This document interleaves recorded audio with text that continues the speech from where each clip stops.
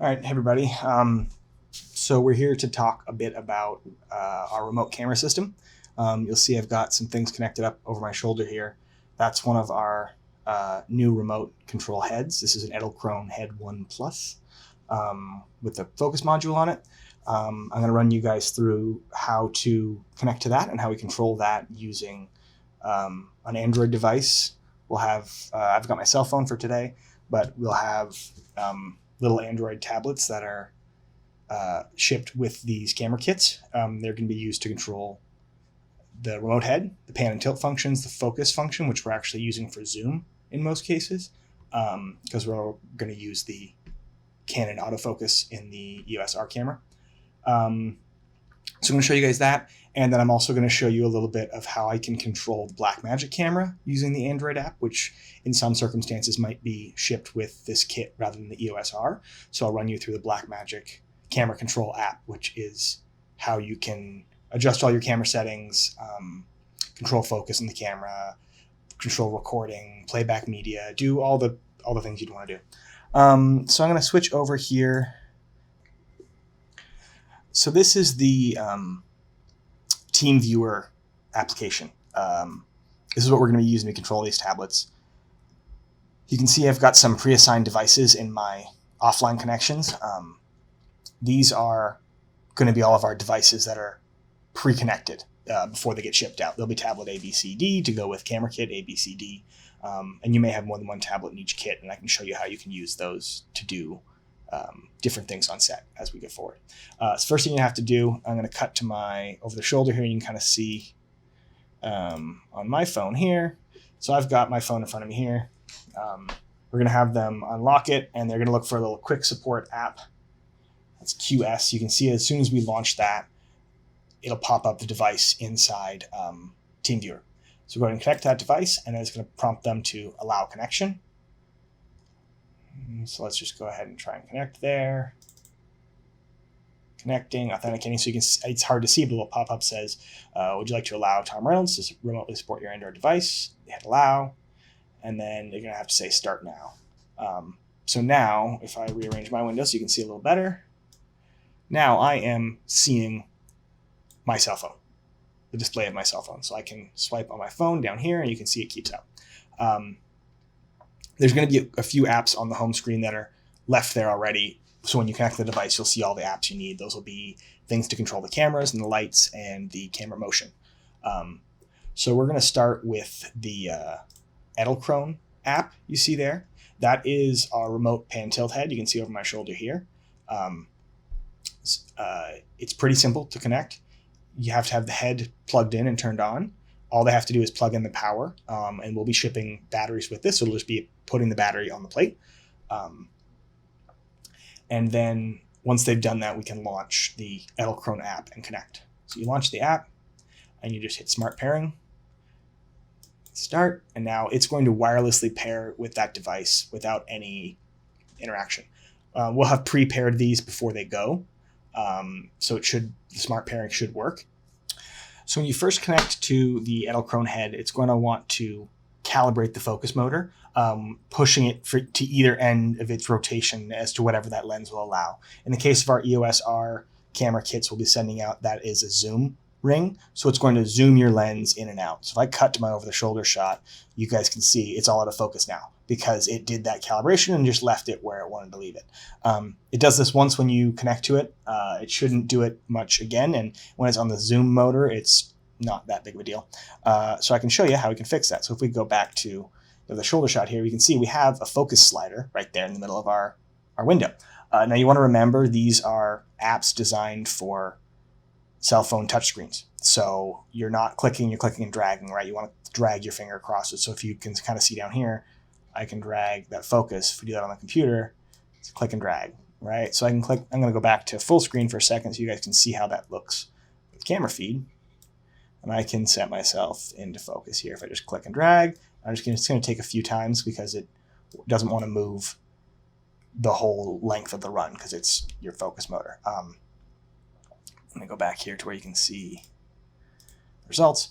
So yes, you have a focus motor, which is really just a lens gear motor that's going to turn something on the lens. You have a pan and tilt axis here. You can move that around.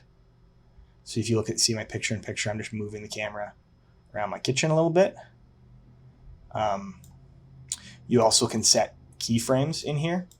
So you can pick and make moves. So let's say I want to go to, this is position 1. I click and hold on pose 1. And then I can pick my spot for pose 2. Let's go over this way. And maybe look up here and make this pose 2. And then I can jump from A to B, or from 1 to 2. So you see I just clicked on pose 1, and it's taking me back there. Now it's controlling the speed of how it gets from A to B using these 2 sliders down here. So I have a speed and an ease in and out. So if I make this speed less, 6%, you'll notice a little number pop up. So watch. I click pose 2. It's saying it's going to take 30 seconds to go from 1 to 2. If you want to stop, you just click pose 1 again. It'll take you back to 1 at that speed. So you could say, okay, that's going to be too slow. You speed it up a bit. Try 17%. Go to 2. It's going to take 10 seconds to go from 1 to 2 now. Maybe that works for you. Same for the ease in and out, as how fast it starts and stops that movement. So right now it's on the harder end. If we make that really smooth, I'm going to speed up our move a lot to make it really obvious. I'll go back to 2. Actually, I got to go to 1. Sorry, I'm getting my moves in the wrong spot. So you can see it starts slowly and stops slowly, but moves fairly quickly in the middle.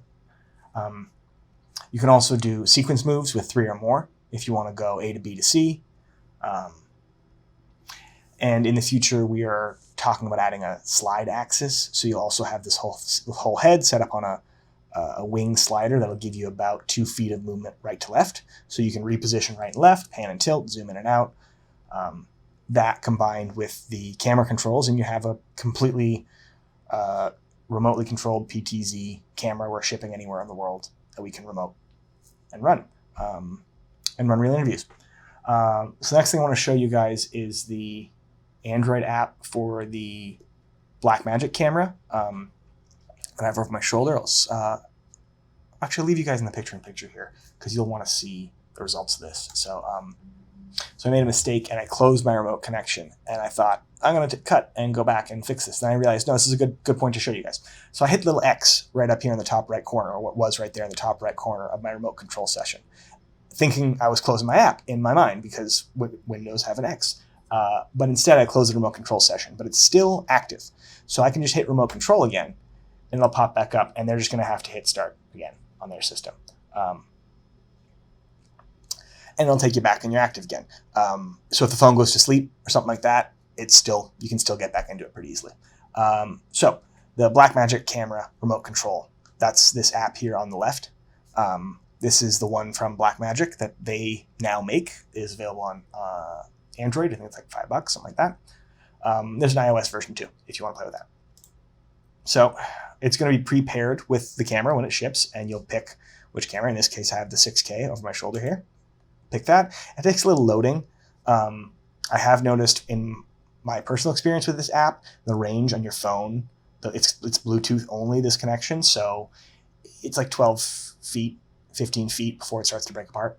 But now in here, you have basically all of the settings that you would have in an AC's app or any sort of camera control system.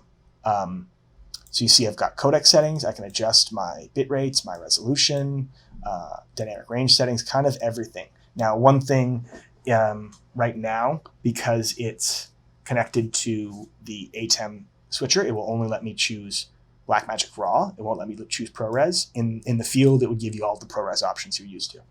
I have all my exposure control. I'm using an old Nikon lens on there right now, so I don't have aperture. It's because it's a fully manual lens. But with native mount lenses, EF mount lenses, you'll have aperture control here. So you can adjust your iris, your shutter angle, shutter speed, all the way down through all of your exposure settings. Same to be said about white balance.